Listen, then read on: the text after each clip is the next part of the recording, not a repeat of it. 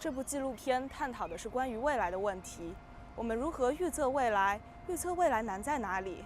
面对这些问题，芬兰科幻圈最知名的人士以及享有国际声誉的科幻作家给出了他们的答案。2013年 Finncon 期间，作家、编辑、记者、科学家，还有更多普通的科幻爱好者云集赫尔辛基。你所看到的就是我们的成果，这是我们的科学幻想，这是我们对于未来的构想。只要我们还在，就不会停止寻找未来的答案。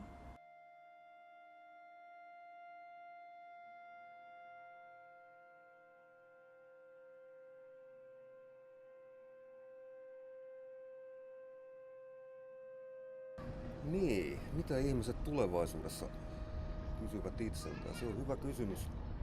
Aina olettaen, että meillä on tulevaisuutta, mutta jos mä ajattelen vaikka asiaa sillä tavalla, että mun nykyminäni on tulevaisuudessa verrattuna mun menneisyyden minäni, niin on jotenkin semmoinen tunne, että varmaan vähän samoja kysymyksiä kuin esitetään nytkin.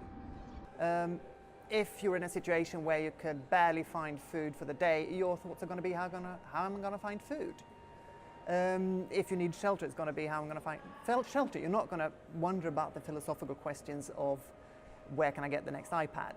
Ihmiset tulevat kysymään tulevaisuudessa aika lailla samoja kysymyksiä kuin ne on kysyneet kautta aikojen, koska ihmiset ei ole muuttuneet. Yhteiskunta on saattanut muuttua, teknologia on saattanut muuttua, mutta ihmiskunta itsessään ei ole muuttunut. Kyllähän ne sitten liittyy niihin asioihin, jotka koskettaa koko ihmiskuntaan. On se sitten ympäristö, no samat ne asiat kun koskettaa yksilöä, koskettaa ihmiskuntaakin, eli ympäristöasiat, onko ruokaa kaikille. Yes, well, I think the questions that people ask of themselves in the future probably will be, the same as in who am I and what is the meaning of life and that sort of thing.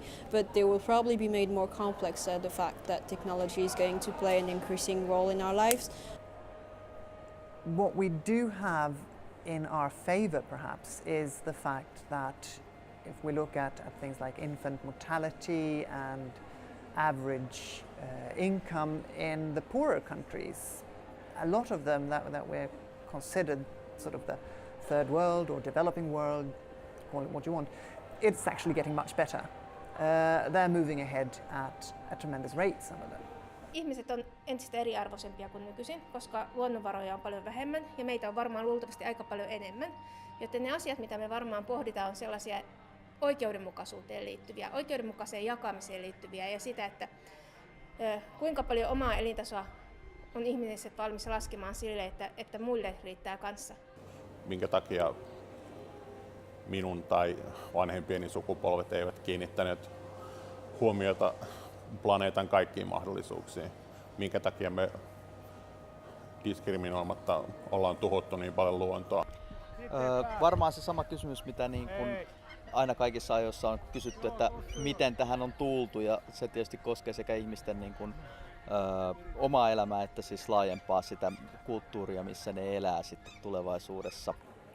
Et missä vaiheessa joku ilmiö ikään kuin sai alkunsa? Mistä voisi tietää, että just nyt oli joku ratkaiseva hetki siihen, että syntyi joku trendi tai syntyi joku uusi asia?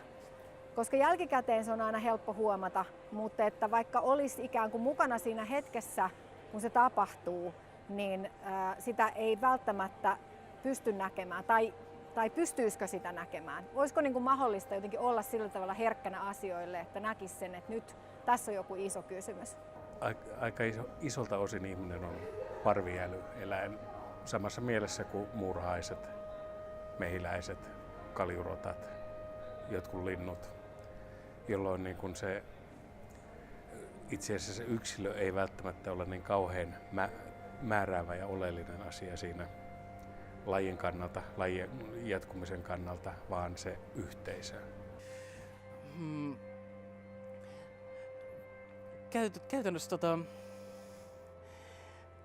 Käytännössä, jos miettii erityyppisiä kysymyksiä, joita ihmiset nykyisin kysyy, tai joita ihmiset on tuhansien vuosien aikana kysynyt, sanotaan katsoa vaikka kaunista auringonlaskua ja miettiä, että miksi osaan nähdä tämän kauneuden, osaako joku muu. Joskus 1000 vuotta sitten runoksi tai runoksi päätynyt itseltään, niin sitten kysymys, nyt se on Instagram-kysymys. Siitä napautaan kuva ja pamotaan Facebookiin, jotta saadaan validaatiota muiltakin siihen, että ymmärrän tämän kauneuden, kaikki muutkin ymmärtävät. I think like if we're talking about ethical questions such as what is good and bad and evil, or what is the way to lead a moral life, or that sort of questions, I don't really think that there's any right answer to this. So, or at least the best you could hope for is some kind of consensus vote. So you could imagine a future in which actually you would actually get the hive mind. I think the important thing to remember when talking about hive minds to begin with is that we are employing a metaphor. And when we construct what I really like to see as hive minds today, they are still in some way delimited. And given the kind of brain-computer interfaces that are already, I can think of, I made a list a year ago, somewhere around 20-25 different companies are already working with brain-computer interfaces to the point where you actually have a direct neural link. How is that fundamentally any different from the corpus callosum that splits the two halves of our brains? When you put two people together in that kind of an interface, do you actually have two linked people? Or if you have enough bandwidth and a low enough latency, do you actually have a single individual? What happens to, how do you regard an entity legally if it only has one consciousness spread over multiple bodies? A little bit like using a cloud-based service where you could upload your files to various folders, okay? And you decide to share this particular folder with those particular people. And you'd share those folders with another group of people. So you'd have various, you'd be part of various hive minds. You'd sort of cut up your brain in various bits and fuse them to various minds, if you like. I can see a lot of potential for just malfunctions and screw-ups. I can see the Apple Store mixing up its download protocols so that the latency drops so low and the bandwidth drops so high that all of a sudden 1 million people watching the latest Star Trek reboot suddenly become part of a group consciousness. So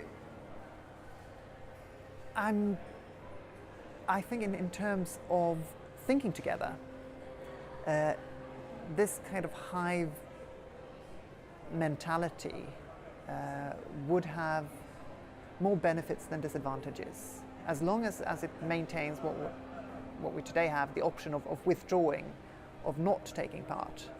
There's a dominant culture somewhere and it's imposing all the questions. So what you see today with globalization is basically the Western world, mainly the US, the UK, France and some of the bigger Western countries, imposing their way of thinking because they're richer, because they're more numerous. That is not true anymore because of China, but mostly because they're politically stronger and economically stronger.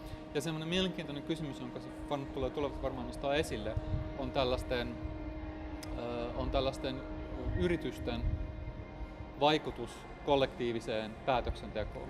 Ja se, että missä määrin tiedotusvälineet tällaiset on tämmöisen demokraattisen järjestelmän edesauttajia ja missä määrin toisaalta tämmöiset yritysomistuksissa olevat tiedotusvälineet haittaa demokraattista päätöksentekoprosessia. But, a neuron is a neuron.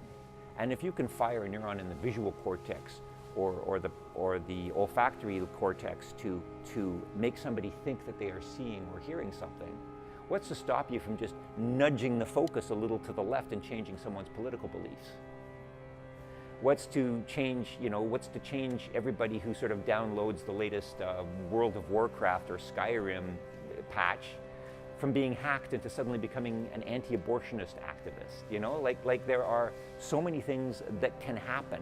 And technologically, the surgeries that we've seen, the case studies that we've seen, suggest that all this stuff will happen. And the technology is playing catch up really fast. So it's what they say is technically true, but what they say, if you follow it logically, makes it inevitable that the scenario that you're outlining is pretty much going to happen. That you can always say, for your safety, we must be in your heads. I was asked just minutes ago by a young lady why I think there's such a great amount of science fiction written on the theme of if it goes on like this. And I think that's because we live in a world right now where that's the debate. Mutta mä vähän epäilisin, että tulevaisuudessa mietitään niin kuin edelleenkin sitä, että miksi ihmeessä nämä dystopiat toteutuu, mutta ei koskaan nämä positiiviset, myönteiset tulevaisuudet, mitä meille on yritetty tarjota.